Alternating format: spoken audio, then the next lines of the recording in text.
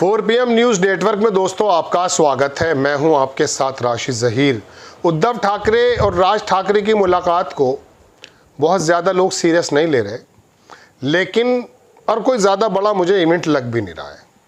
उद्धव ठाकरे की तो पोजीशन है, लेकिन राज ठाकरे तो बिल्कुल हाशिए पर थे। इन दोनों के मिलने से क्या बात बन जाएगी कुछ नहीं लगता, लेकिन एक चीज़ जो आपकी नज़रों से शायद ओझल है, मैं शायद 2-4 मिनट में वो आपके सामने रखने हाजिर हुआ।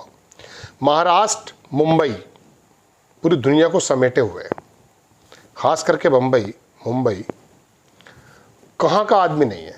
अगर आपको दुनिया में किसी वर्ग के आदमी की तलाश हो, मुंबई में आपको मिल जाएगा। सबको समेट लिया। कोई बहुत बड़े झगड़े भी नहीं थे, नो डाउट। मराठी मानुष रहते हैं वहाँ, घाटी भी बोलते हैं उनको बहुत से लोग। मैं 10 बरस रहा वहाँ। मैंने वहाँ के लोगों के अंदर 10 वर्षों में मैंने वहाँ कोई ऐसी लड़ाई नहीं देखी जो फिजिकल हो। लेकिन दोस्तों बात यह है कि भारतीय जनता पार्टी जब जहाँ जाती है, मराठा गैर मराठा करके ही बाज आई। वहाँ कुछ मराठियों को आपस में तोड़ा, और उसके बाद जो उत्तर भारतीय लोग हैं, ओबीसी के लोग हैं, वहाँ अब उनका वोट बैंक बीजेपी का वही है।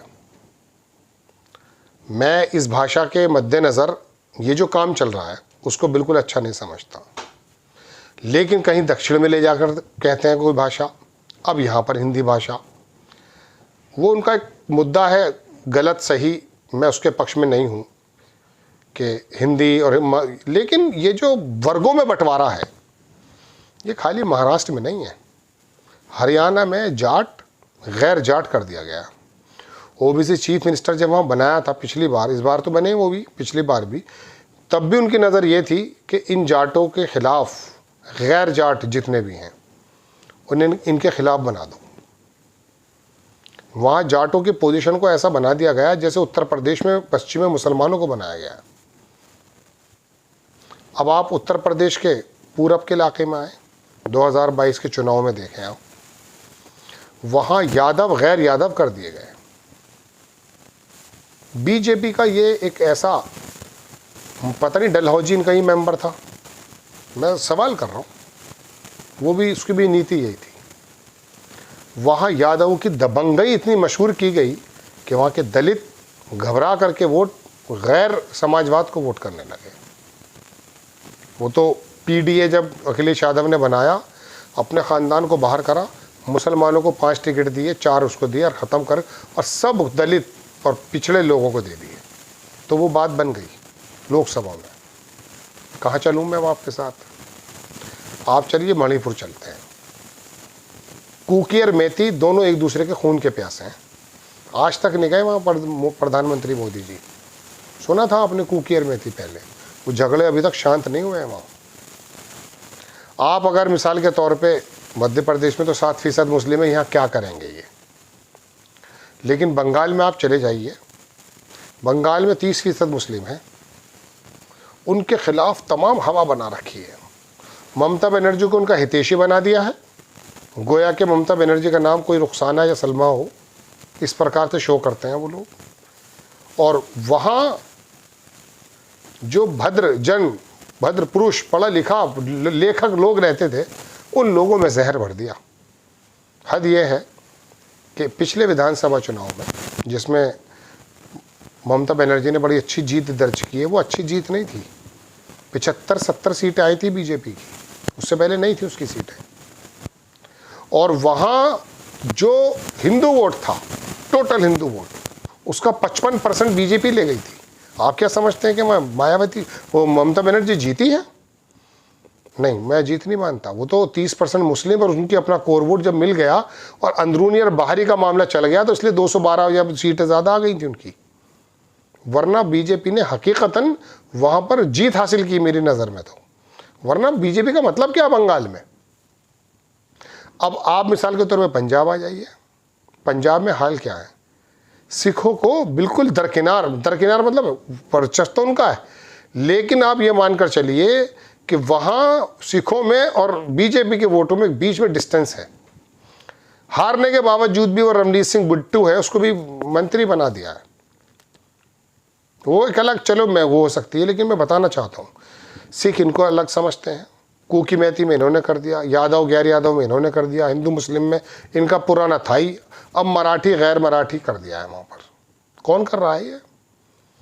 वो थप्पड़ मारना, वो बदतमीज़ी करना, उद्धव ठाकरे का मिल जाके आप सोच रहे हैं बड़ा काम, उन्होंने मराठों में भी सेंध मार दी भाई, पार्टी तोड़ कर रख दी, और क्या ले रहे हैं आप?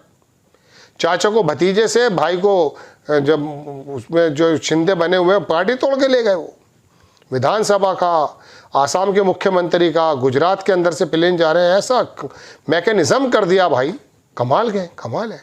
कहाँ जाऊँ मैं अब आपके साथ? चलिए अब आप ज़रा दिल्ली आइए। दिल्ली में आप चलें तो दिल्ली में क्या हुआ है? वो केजरीवाल गरीब आदमी की बात करता है, तो यकीन मानिए केजरीवाल के वोटर को वहाँ इस नज़र से देखा जाने लगा अपर क्लास के माध्यम से कि ये जैसे बांग्लादेशी है। अब मैं कहाँ जाऊँ? राजस्थान चलें? राजस्थान के अंदर मुझे, चूँकि वहाँ जहाँ मुस्लिम कम होते हैं ना, वहाँ पर ये ज़्यादा कुछ पैदा नहीं कर पाते। अलबत्ता देश के अंदर हालात ही है, दक्षिण में तो खैर ये है ही नहीं। तो दोस्तों बात यह है कि ये उद्धव ठाकरे मिल गए, ये मिल गए, अरे भाई बात इनके मिलने की नहीं है। बात यह है कि वहाँ मराठी और गैर मराठी लड़ाइयाँ ज़्यादा ना बन जाएं, जो दक्षिण में ये लोग कर रहे हैं काम। यह है चिंता का असल सबब। राज ठाकरे उसकी पोजीशन ही नहीं बची थी कुछ, उसको तो ये समझ लीजिए कि बस छोड़िए, मैं क्या कहूँ उसके बारे में। लेकिन बहरहाल अब ये इकट्ठे हुए हैं परिवार, तो अब इसका मतलब ये नहीं है कि उत्तर भारतीय और हिंदी भाषी लोगों के खिलाफ ये तलवारें निकाल दें। ये मैसेज नहीं जाना चाहिए, लेकिन ये मैसेज जाएगा। अब इनका जो मीडिया है ना, वो यही बताएगा।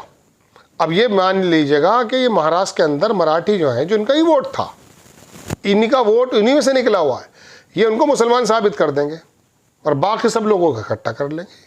यही होता उत्तर प्रदेश में। 50% ओबीसी को अमित शाह ने टारगेट किया था। उनको मालूम था कि यादव और दलितों पर ज़्यादा मेहनत करने की ज़रूरत नहीं है। बहरहाल बड़ी ज़माने बाद जाकर अखिलेश यादव ने तोड़ा उसको, चीज़ को। तो दोस्तों बात यह है कि आप इस बारे में नहीं सोचें कि वो हिंदी भाषी क्या कर दिया। बात यह कि ये गिरोह क्यों बन रहे हैं, मेरी नज़र में ये ठीक बात नहीं है दोस्तों। बंगाल के अंदर गिरोह बन चुका है, मतलब आसाम, मतलब मैं आपको कौन से प्रदेश की बात बताऊं, जहां जहां भारतीय जनता पार्टी एक्टिव होती है। असम का चीफ मिनिस्टर खुलेआम जहर उगलता है रोजाना मदरसे के मुतालिक, उनके मुतालिक। ये क्या है? ये राजनीति तो नहीं है।